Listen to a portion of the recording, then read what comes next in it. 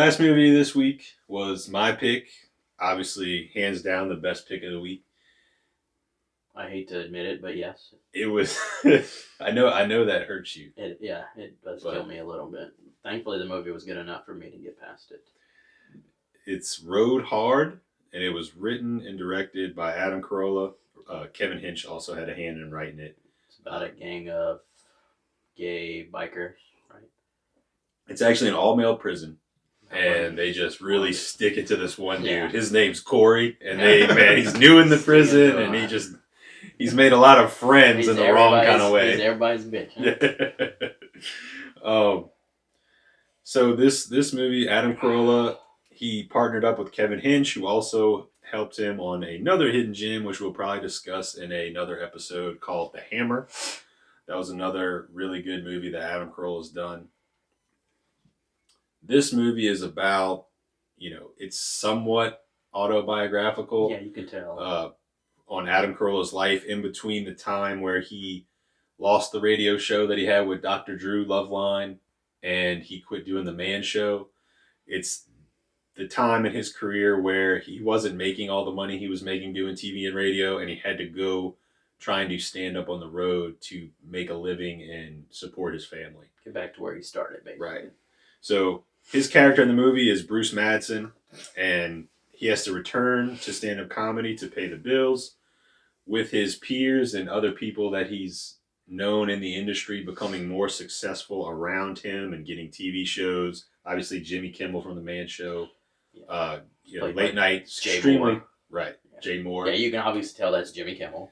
And after he sees all these people being successful around him, getting these TV show deals, he really he wants to find a way to make it on his own. He doesn't approve of the way that you have to like kiss ass in Hollywood and be fake. He thinks he should be able to get these same things, sitcoms and whatnot, off of just his ability. His comedic ability. Yeah. And how funny he is. Which you should. Right. Well, that's not how the business works. No, not. You have to play the system. And he doesn't want to do that. You have to Jimmy Kimmel it. Yes. You have to kiss the right asses. You have to know the right people. You have to just shut up when you're told to shut up. Yes. Yeah. He was clearly the funnier of the two. I think so. I think they both have. I think Jimmy took a different route with his comedy, and he has to be a certain way. He doesn't have to write anything anymore. No. He's just given what he has to. But he had crude jokes and crude humor when he was on the Man Show, but he can't. That's not his job. I just don't like late night shows. One, it's done late. I ain't got time for that. Two, most of the time it's not funny.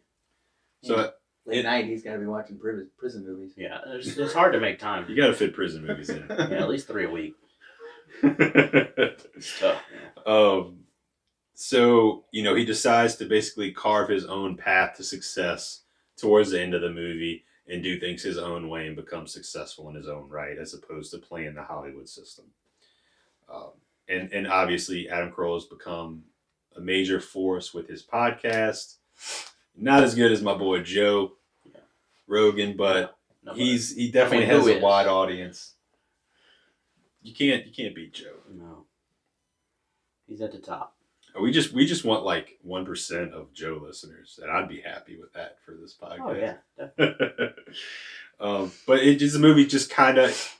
I watched an interview with him, kind of discuss how accurate it is to his real life, and the characters are based on people in his lives, but it's not like the things in the movie actually happened to him. Just the general outline. Yeah. Kinda. Yeah, it's really, he said it's about a 5 out of 10 as far as how, accuracy wise. Some of the stuff was better as a movie than what, I mean, real life isn't really that interesting for the most part for some people. Yeah, they just kind of added things to, but it's not, he wants you to think of it as a movie. It does draw parallels to his life, but first off, it's a fictional movie. That's what a lot of comedians do, though. Their jokes a lot of comedians use their life for jokes. Their comedians are successful when they can laugh at themselves. I mean, Corey's life is a joke. I don't find it very funny though. It's quite sad, to be honest. Well, there were parts of this movie that I was like, that hurts. Yeah, his experiences are pretty sad. He was a very negative person in the movie. And Well, I he can just relate to that. So. yeah he dealt with a lot of adversity, a lot of things that Like the side of being on the road all the time. It shows the negative aspects of Yeah, that. the things that you have like dealing with the hotels and managers of clubs. A lot of things you just don't really think about, but it kind of covered that. I think Adam Carolla and Joe Rogan are so popular because they seem to be part of. Oh, I know why they're popular. They turn on the mic. They turn on the mic. Yeah, they have mics correct that microphone. work. Yeah. Yeah. It's very key. I know. You don't when you get in your car and you want to listen to a podcast, you don't want to turn it up to like 50 to listen to it. You never hear Adam Carolla apologizing for the microphone No, you level on at the beginning of the podcast. No, you don't. Hopefully we can move past that at Adam this point. Carolla also has a much bigger budget than we Right. do. Crazy thing about this movie is that he funded the entire thing on Fund Anything, you said? FundAnything.com. Okay. And the reason why I watched in some interviews with him on this is because The Hammer was a project that he invested his own money in. He got other people to invest in. And basically, he was proud of it, super proud of the movie, loved the end product. It didn't make him any money. He lost money on it. But, well, he didn't make money on this one. He didn't make money on The Hammer, but he felt bad because he wasn't able to reimburse his investors all the way, and he lost money. So a lot of people had come up to him and said, we really like The Hammer. When are you doing something? When's your next project coming out? And he's like, I didn't make any money on The Hammer, so I'm probably not gonna. So he basically said, all right, if you guys want me to make something, I have an idea. And he posted the Fund Anything, basically for the fans to fund it. That way he didn't have to worry about reimbursing people. He didn't have to worry about reimbursing himself. Just a really long credit roll at the end of the movie. Just make a movie. Just make a movie. And if the fans want it, they'll pay for it and they'll get it. Yeah. So it seemed to work out very, very good. He was very happy with the turnout from the Fund Anything campaign and being able to put the movie together. In the game. I like David Alan Grier too. He's funny. Well, another thing is he said basically when he got together and made it, they funded the project on Fund Anything. He got all of his friends. So like everybody in the movie is just like people he knows and his buddies. Yeah, he was like, look, man, help me out getting this thing. They all just kind of did it to him as a favor. Now we gotta just trash each other in almost every scene. Like they try to support each other, but at the same time trash each other. That's what comedians do. That's what they do. Yeah, that's what we do. Yeah. So it's just. No, I thought you just hated me. No, we just like trashing you. It all comes from a place of love. Yeah. I know. One of the things that inspired the movie was he was on vacation actually with Jimmy Kimmel, and his agent I think called to book him to do a shitty club in Texas. And of course it is. Basically, he had to leave vacation to go do the shitty club in Texas, and I think he had to do another shitty club in Texas, and he had to stay at crappy motels because he was talking in an interview. He was saying that David Alan Grier would go do these shows in these towns, but waste all the money he made at the show staying in a really nice hotel. Yeah. To where he would hardly make any money if any at all on the show, on him doing the show, but Adam Carolla would stay in like Motel 6. Yeah.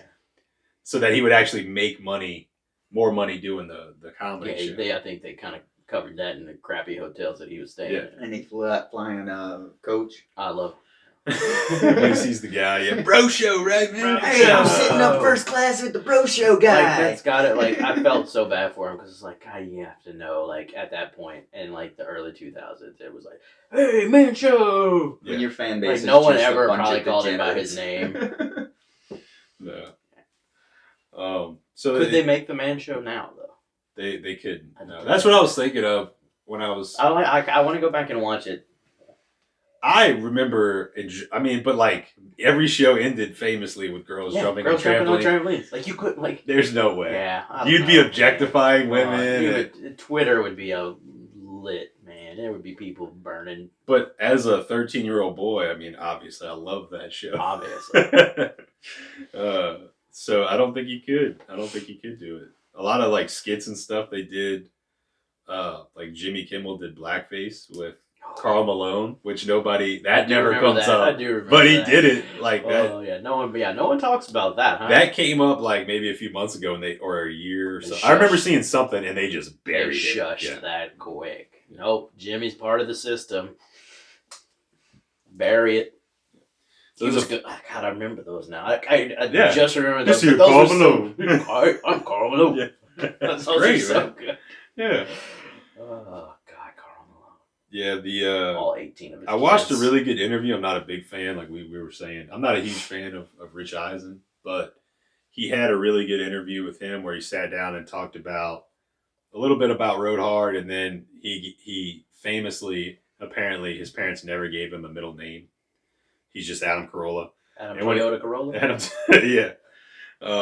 So whenever he asked his parents later on in life as an adult, they just said they didn't know. Go ask your mother. I don't know. Go ask your father. They had no explanation for him.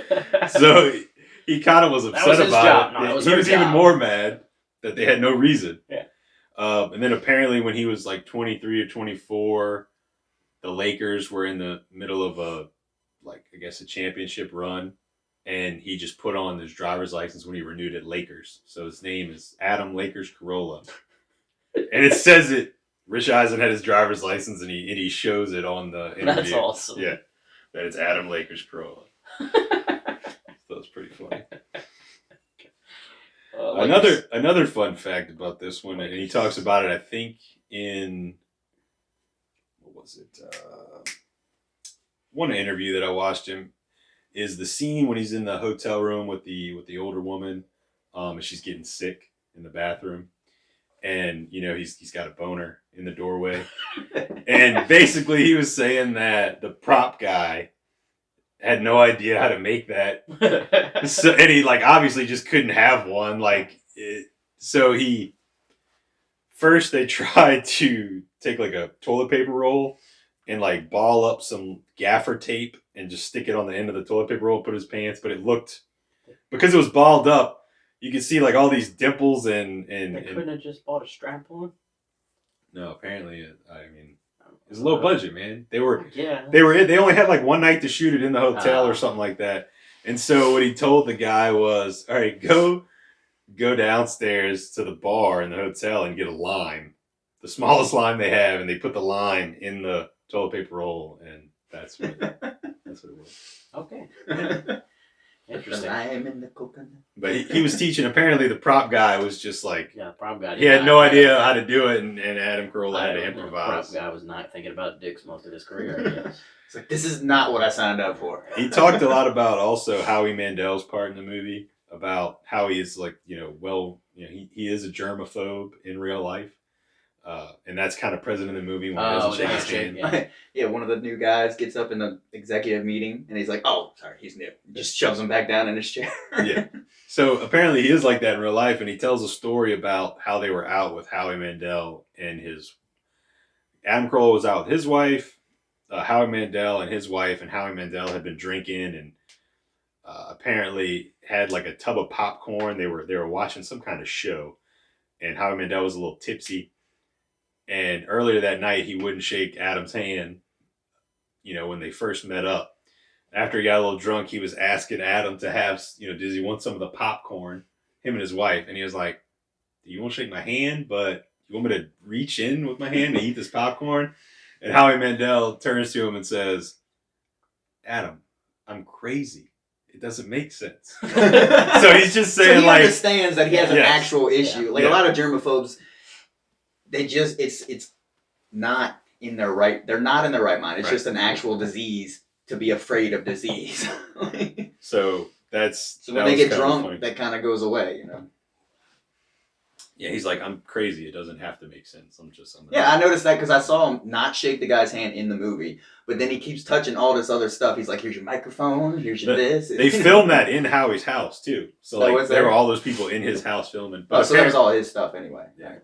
He had nothing but good things to say about how he asked him to be in it. He was like, "Yeah." He's like, "Can I put the germaphobe stuff in there?" He's like, "Yeah, that's cool." He was just all You know, I didn't know he's that. really I good mean, friends. unless you watch the interview, you probably don't know. No, yeah, Okay. That actually probably was one of my favorite scenes. yeah, it was. Yeah. It was. Oh yeah, he did. How he just goes off in that scene. Yeah. Dance. You gotta dance. Yeah, so that's just a little bit behind the scenes stuff about that movie. Really awesome movie. It only has 1,700 reviews on IMDb. Yeah, it's a good movie. I watched it the second time for this, I'm gonna add and my review. you added your I haven't. No, not yet. I Oh. will.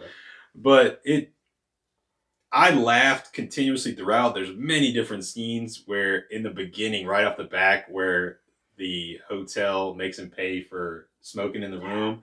I was I dying. love that scene. He's like, "Well, if I'm gonna pay $250, I'm gonna light up right here." Yeah. And then she just nonchalantly, so should we charge you? So we're not again? 100% smoke free. Now we're about 80%. Right. It's like, should we just charge that credit card we have on file again? Calls- He's like, dang it. I can't get a break. I mean, there's just so many good scenes in this. And Oh, there's, yeah. you know, it coupled with the stand-up scenes that you were talking about, his punchlines, his delivery. I mean, I was constantly laughing throughout the entire movie. This was by far the funniest of the movies we picked. I think so. I mean, my only knocks against it are, you know, it's just what it is. It's a comedy. That, I mean, the story, it's not telling any grand story or anything like that. It's just his experiences on the road and a lot of jokes. Yeah. And the jokes are really funny. But it does get to a point. There is It's about him movement in finding the story. happiness again. Right. It's about him carving his own path to success in Hollywood amongst all the BS that Hollywood is, and, you know, being able to support his family and do what he wants to do the way he wants to do it. So I mean, there is a message. It's not your huge budget. It's definitely a low budget indie comedy. But you couldn't, like, when you're watching it, it doesn't appear to be a very low budget movie. I mean, Adam Carolla's acting chops. Yeah. But he gets the job done. Yeah, it's not, you know, you're not really expecting Well, a No. performance. It out helps of him. that half of his He probably not acts half, like but himself. like a good lot. chunk of his movie. He's himself. A lot of the movie is him on stage, and he's stand up. He's an actual stand up guy, so he's doing stand up. I wouldn't say a Didn't have lot to of it's act. on stage. No, but a he good has chunk of it. Yeah, there's Him and other of the other actors do a little on stage bits and stuff like that. whenever, I mean, I knew about the Kickstarter. I knew Adam Carolla's podcast had a huge following. When I pulled, and I know it was funded by a ton of people on Yeah, you watch the credits. Fun Anything, and You watch the credits, it rolls for. I finished like Right. 2 games on my phone. I had to download a new game on my phone just to let the credits keep rolling. you're supposed to be watching the movie. I watched the movie, but I had to do Every some during the second. credits. Awful, man. Just in case there was a mid-credit scene, you know, I had to keep them rolling. I was kind of surprised that there was so little. I mean, everybody who backed it on Kickstarter must have put their IMDb review and nobody else. Yeah. Because, I mean, 1,700 IMDb reviews is nothing for such a good. So you're movie. saying a movie with 100,000 is not a hidden gem? I'm saying Evolution definitely is not a hidden gem. I think there are probably movies that have 100,000 reviews that are still fairly unknown, but 1,700 is That's very, very low. Surprise with all the people in it. Like Adam Carolla has, just on podcast following alone, you would think it'd be higher than that. like if Joe Rogan put out a movie. I mean, the thing would be. Oh god, Nah, you'd have yeah. millions. Didn't even matter if it sucked. God, he would never. No, he hates movies. He Yeah. he hates acting. But I just thought this whole thing was cool, and I hope this opens up more people.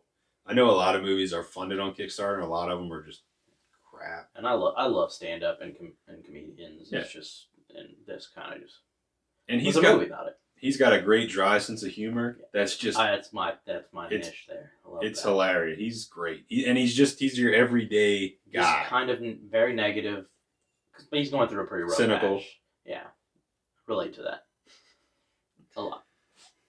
I really enjoy this. You need to see The Hammer. I recommend The Yes, Hammer I too. think We're it's- going to try to do a separate episode on The Hammer. The Hammer's not streaming anywhere, Yeah, so we want to we'll get to that eventually. yeah, we're going to We'll get do to a that. non-streaming episode, maybe a bonus episode. I'm trying to think if there's anything. I mean, there's not really any spoilers on this one. No.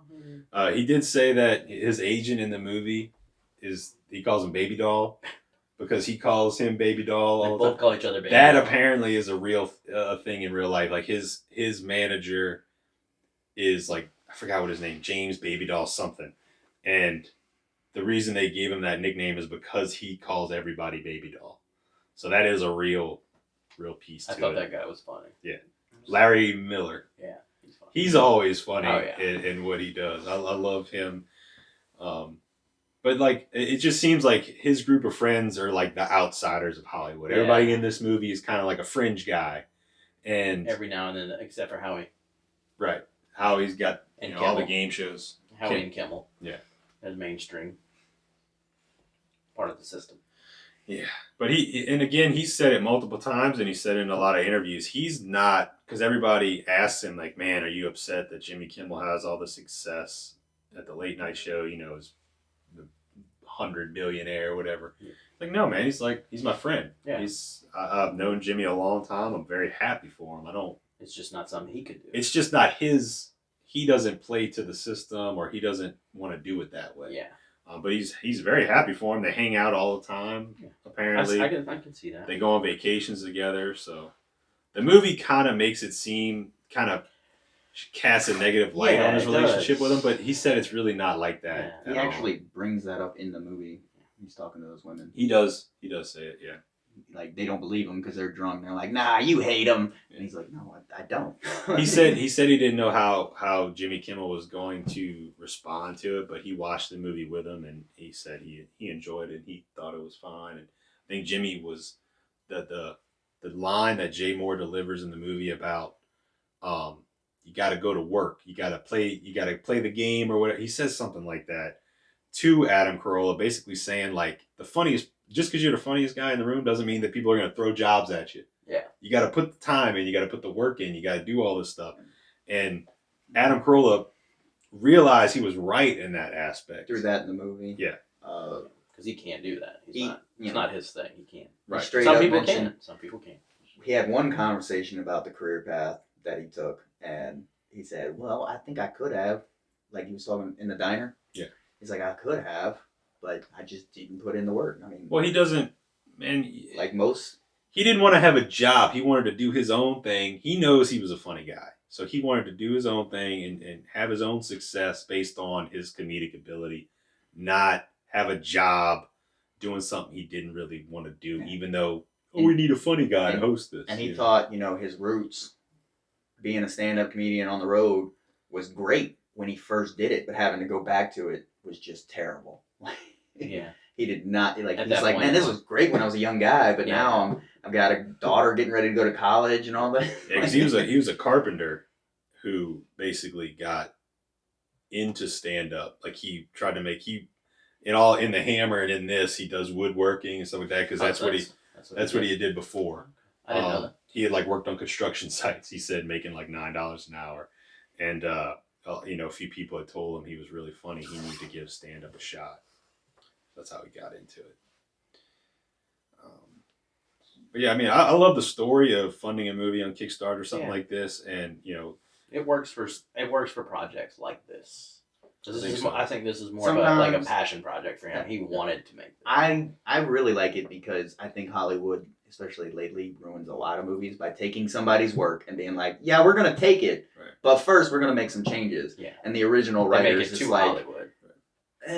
"That's not what I was going for, but I kind of need the paycheck, so I guess." I like him because it seems like he just makes movies that he wants to make, and he's not like, okay, next year I need to make a movie, and then 2 years he doesn't have he just. Yeah. And as his character in the movie and him in real life, that's what he wants to do. He doesn't want Hollywood. There was 10 doing years that in to between the two movies. yeah. Well, Hammer? I think Hammer was 2007. Oh, okay. Yeah. But still, I mean, it's not like he's like, all right, every 2 years I gotta write and direct a movie. No. I gotta make money. He He just does what he wants to do. And he was glad that I can the appreciate Hammer. that.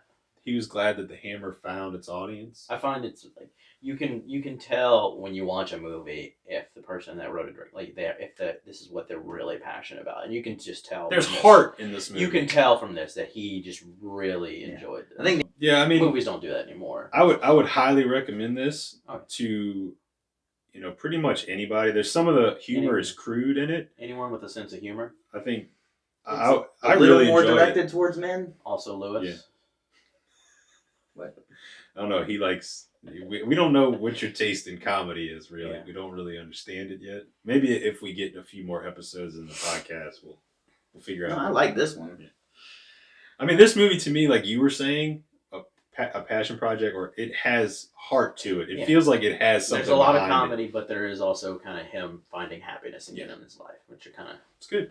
Yeah, I related to this a lot. I liked it. It's the most I've laughed at something in a long time. Yeah. I think is hilarious. I just love his style of comedy. I finished it and I was like, I kind of want to watch this again before we do the podcast. Because I just like, a lot of times if I watch a movie, I just like to sit and enjoy it. I don't want to like try to take notes or think too much. I just want to be in that moment and enjoy it. Yeah. And I really did, but I wanted to go back and it's like, because there were some really funny lines and things that I wanted to like just kind of to dissect a little bit. Yeah. No, it's I would definitely recommend. I will give this one an A. I'll give this one an A rating as far as it goes for me. I would also give it an A. I really enjoy this movie. I would recommend it to anyone. It's probably one of the better comedies I've seen in the last 5-10 years. Yeah, I would say. What did you rate the movie? This one's an A. Yeah. So A is all around. Oh, our first AAA. AAA title. Yep. I like Road that. Hard. Yeah. Well, I guess you get the chain. Road Congrats. Hard's available on Tubi, Tubi TV, yes. so you can watch it for free. Yep. All right, so I guess we'll get into spoilers now on Road Hard. Not that there's really nothing to spoil. We can kind of talk a little bit more about some of the scenes in the movie that we enjoyed. Obviously, the beginning we talked about the cigarette scene in the hotel. That was good. That was a few minutes into the movie, and at that point, I really thought I was going to enjoy the movie. I knew just by that interaction. I knew 5 minutes in that I was gonna like this movie. Yeah, you had texted me as soon as you started watching. Oh yeah, I just I like that cynical, like, and he's very very cynical. I can relate to that a lot. There's also I was very like that. I was like that one. Period of time. Yeah, me too. I've kind of tried to get away from being that I'm way, just because it's kind of a downer sometimes. Yeah, it's a spiral. You're thinking it still. You just have to, just kind of like level your head out instead of being just cynical all the time. Yeah, and you can really tell how it affects his friends, because even when they have like news, like they are like David Allen Grier's character's like, we're shooting a pilot, and they didn't want to tell him because they knew he would just shit on their ideas. Yeah, he would shit on the pilot. He'd bash bash the whole Hollywood system, bash sitcom. He would bash. And we've all known those people where you just tell them something and you're like, and there's just nothing but negative to say. Right. I mean, I could say I was probably like people. We've been around those people. I was probably like that for a while. It's something that you need to kind of get over, I think. I think that's why I kind of related to that movie, because I kind of was like, I could see a little bit of like how I used to act. The part where I still kind of do, but you just gotta hold it back. You don't have to verbalize everything. The part when he's on the plane with the woman with the dog. Oh yeah, I thought that was hilarious. That was very good. What was it? What kind of animal was it? What do they call it? Emotional support animal. Emotional support animal. And I love that. So wait, I can't have my bag on my lap, but she can have this little sack of fart and snoring on her the entire flight. Great. Yeah, and the answer was yes. Yeah, she could. Just because it was there's a emotional lot of support animal. Yeah, she's like, I get anxiety on flights. Well, I get anxiety sitting next to dogs on planes. Yeah. Where's my emotional support flamingo or whatever? It's some random wanted animal. to do that.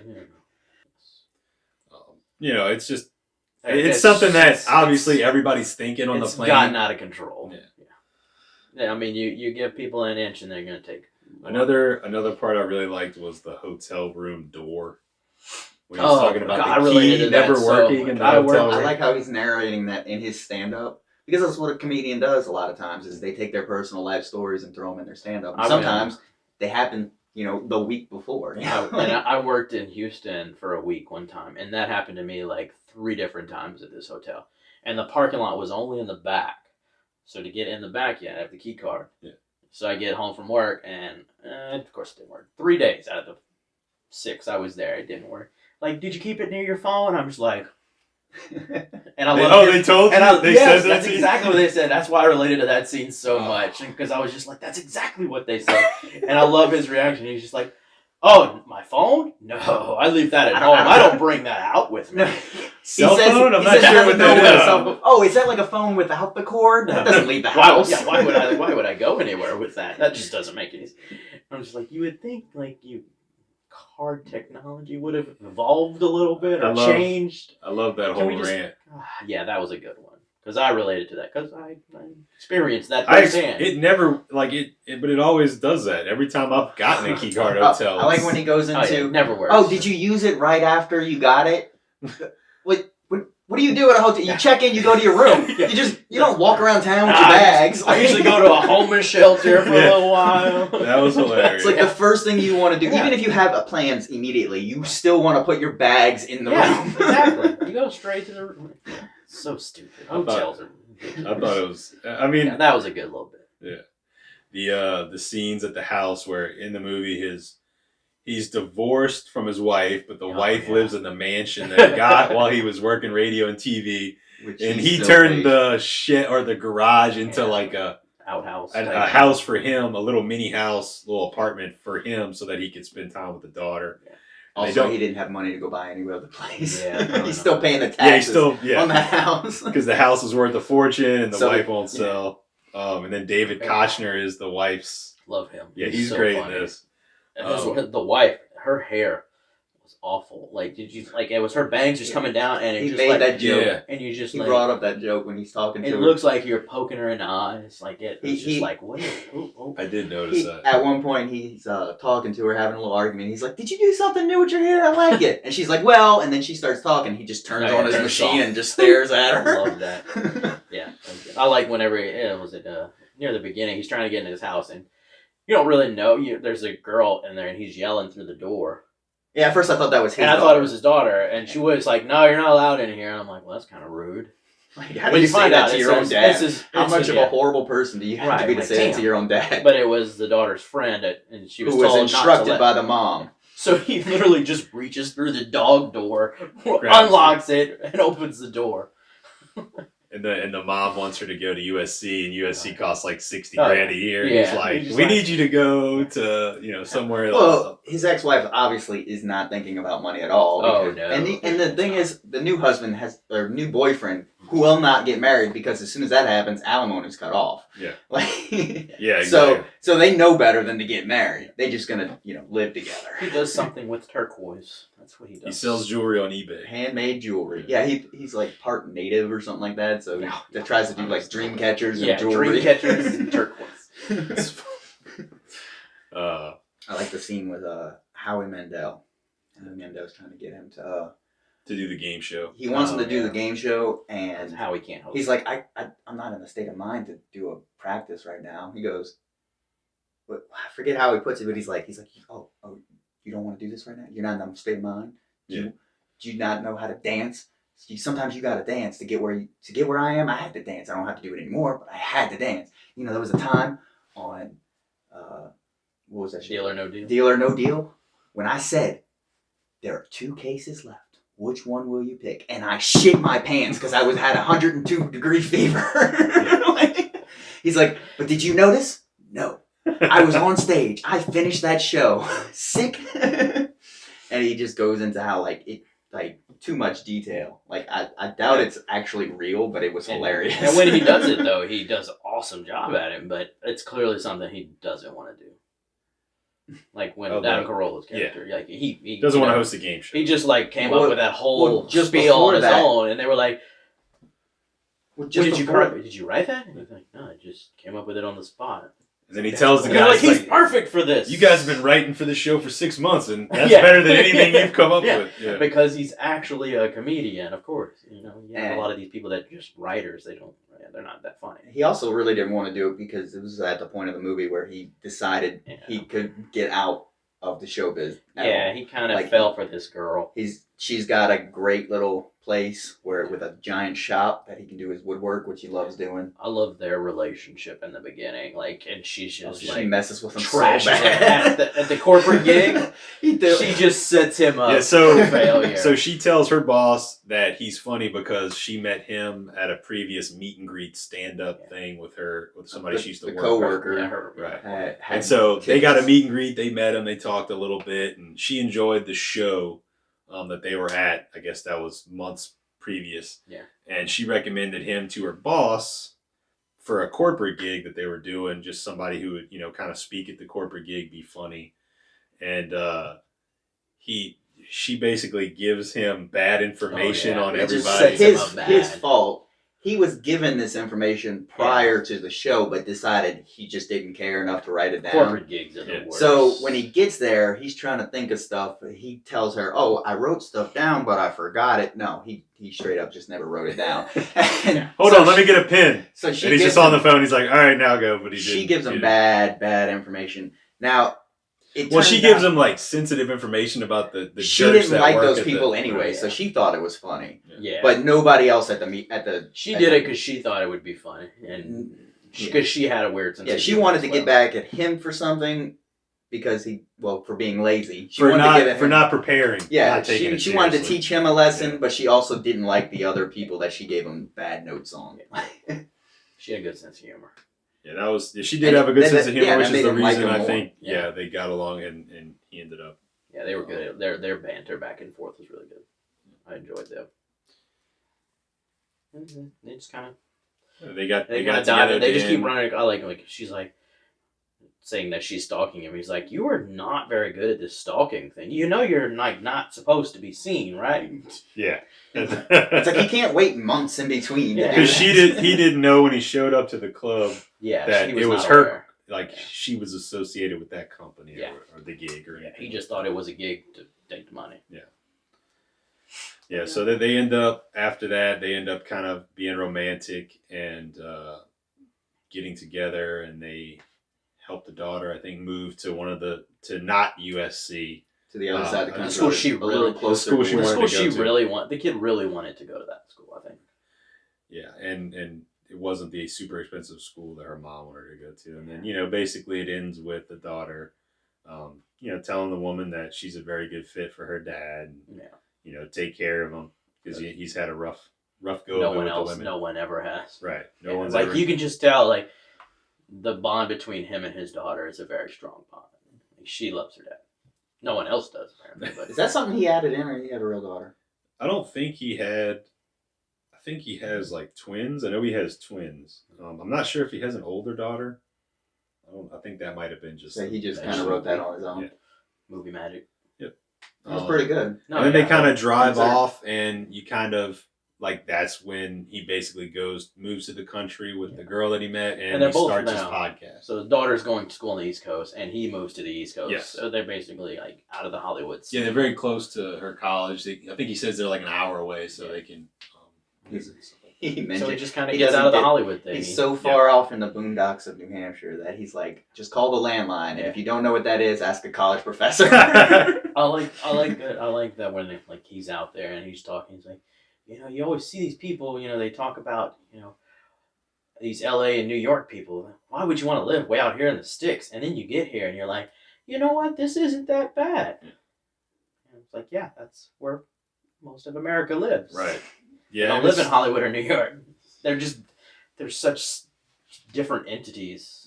Yeah. It's so Well, to be in show business, also, it's like you have to live you do. there. So, Like to do comedy, it's but now with the internet, with podcasts, with YouTube, it's like you don't have to. Yeah. you can- And that's We're trying to do showbiz out in the middle of the boondocks. we're, I getting, know, like- we're getting ours going in Robert, Yeah. Louisiana, Population 6.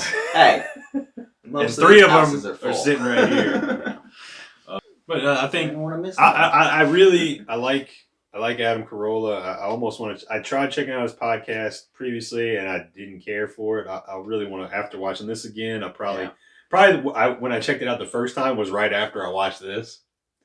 Maybe I need to go back and check it out again. No, I'm just starting to get. I listen to podcasts a lot at work because I finally, with within the last like 2 years, I've gotten the jump where I can like sit at the desk with headphones on. Yeah. So I was like, well, I need more than just music. So that's when I started diving deep into podcasts, and I've really enjoyed. I'm definitely gonna check out his podcast. So that's on my list. And the Hammer. And again, we're gonna do an episode later, probably on the Hammer, but it's definitely worth checking out. If you can find it. All right, guys, that'll wrap this week up. Thank you for listening. Be sure to follow us on social media. And if you have any recommendations for any future shows or episodes or any movies you want us to check out, send us an email at highlycaffeinatedmovies@gmail.com. I'd also like to again spotlight the coffee for this episode that we chose. It's from a local Louisiana coffee roaster. The name is Rev Coffee Roasters. The flavor that we have today is the Ethiopian Honey Coke, and I have thoroughly enjoyed it. I've probably had about 3 or 4 cups throughout the entire episode. Big cups. Yeah. And it's been great. So check them out online, revcoffeeroasters.com. Got a nice balance. I don't feel all jittery. I've got enough caffeine. I feel great. It tastes great. Yeah, I love it. It's very smooth. Notes of sweet melon, grape, and brown sugar. Yeah. And I'm enjoying this. Yeah, I can't wait to finish the rest of the bag. I got all of those notes on my own. It wasn't written on the bag or anything like that to tell me. Yeah, you have I've experienced all of those. You have a very refined palate. But as always, thanks for listening, and be sure to check out an episode next week.